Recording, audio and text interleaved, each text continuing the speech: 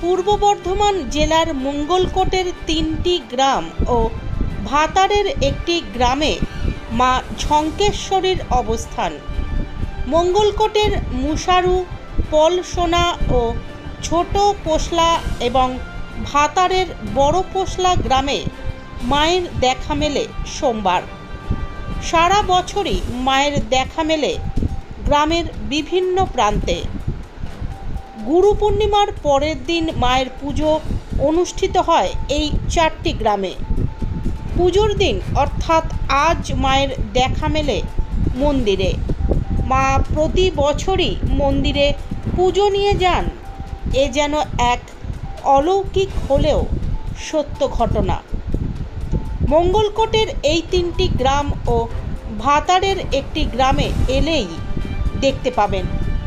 সারা বছরই গ্রামের বিভিন্ন প্রান্তে এই ঝঙ্কেশ্বরী মায়ের অবস্থান মানুষের সঙ্গেই।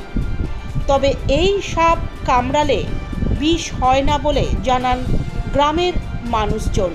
এই সাপের কামড়ে গ্রামে কখনো কেউ মারাও যায়নি দাবি গ্রামবাসীদের। সব মিলিয়ে চিরাচরিত প্রথা মেনে পালিত হলো মা ঝঙ্কেশ্বরীর পুজো। বেহুলার স্বামী লক্ষিন্দরকে যে সাপে কেটেছিল সেই কালনাগিনী এখানে মা ঝঙ্কেশ্বরী নামে পরিচিত। এই পুজোকে ঘিরে এলাকার মানুষের উদ্দীপনা চোখে পড়ার মতো। বর্ধমান জেলা মঙ্গলকোটের পলসোনা গ্রাম। এই পলসোনা গ্রামে দেবী ঝঙ্কেশ্বরী আমরা সেবাই। আমার নাম মলয় চ্যাটার্জি। আমরা বংশ পরম্পরায় এর সেবা করে আসছি। দেবী ঝঙ্কেশ্বরী আবির্ভাব সম্বন্ধে বহু মতভেদ আছে। আমরা একটা মুসারু গ্রামে যে সেবাই ছিলেন মুরারিমোহন চক্রবর্তী, তার একটা পুস্তিকা থেকে জানতে পারি 909 বঙ্গাব্দে আমাদের গ্রামের পূর্ব দিকে আমাদের পলসোনাই মৌজা খুনগড় নামক স্থানে তিনি প্রথম উপনীত হন।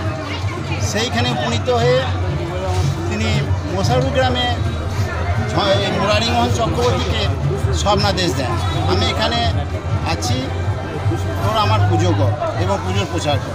তিনি এই 7খানা গ্রামে পূজা প্রচার করেছেন। তার মধ্যে জীবন্ত ঐহিরূপী মূর্তিতে, মানে সর্বরূপী মূর্তিতে এই গ্রামে এই 4খানা গ্রামে পূজিতা হচ্ছেন। পলসোনা, মুসারু, ছোট পোশলা, বড় পোশলা। এর মাহাত্ম্য অপরিসীম। আমি তো দেখি না এখানে বিরোধ ধরনের প্রাকৃতিক দুর্যোগ ঘটেছে।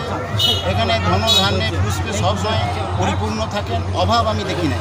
কেউ এখানে ভিখারি অন্যান্য দেখতে পাওয়া যায় না।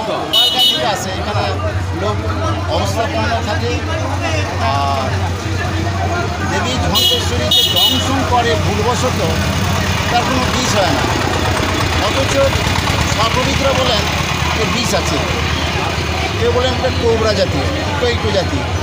কিন্তু এখানে তার কোনো আমাদের কামড়িয়েছে। আমার দেখা কয়েকদিন আগেই এক ভদ্রলোক বললেন যে মুসারু গ্রামে কামড়েছে, ঠিকভাবে বেঁচে আছে। আমার বাড়িতে অনেকজনকে দংশন করিয়েছেন, তা তার কোনো কিছু ঘটে না। বড় বেহুলা লক্ষিন্দরের যে ব্যাপারটা আসছে এখানে, সেখানে কি জড়িয়ে রয়েছে? এটা মনসা মঙ্গল কাব্যের যে বেহুলা লক্ষিন্দরকে যে দংশন করেছিলেন কালনাগিনী, সেই কালনাগিনী হচ্ছেন দেবী ঝঙ্কেশ্বরী। শোনা যায় নাকি বেহুলা দেবী ওনাকে অভিশাপ দিয়েছিলেন, তুই নির্বিয়ে হয়ে এই 7খানা গ্রামে ঘুরে বেড়াবি। সেই তিনি অভিশপ্ত, সেই কালনাগিনী। পণ্ডিত চিত্তরঞ্জন পঞ্চতীর্থের মতে ঝঙ্কারিণী থেকে, ঝঙ্কারিণী শব্দ অর্থাৎ গঙ্গা, গঙ্গার অপর নাম হচ্ছে, তার থেকে ঝঙ্কেশ্বরী আসতে পারে। এই নামকরণ সম্বন্ধে একটা বিভ্রান্তি আছে। এই কীভাবে হলো, এর কী আবির্ভাব, ঠিক সঠিক তথ্য আমরা কি জানতে পারছি না। এর নয় বহুজনে রিসার্চ করছেন, পরবর্তী ক্ষেত্রে আমরা জানতে পারবো। মায়ের মৃত্যু লেগে নিশ্চিন্তে তারা বাড়িতে থাকে। বর্তমানে বিজ্ঞানের যুগ, ভরসা করছে না, চলে যাচ্ছে ডাক্তারের কাছে, কিছু ওষুধ লাগাচ্ছে, কিন্তু ঘা হয়, জানাজানি করলে ঘা হয় না বেশি। অন্যান্য সাপ কি আছে গ্রামের?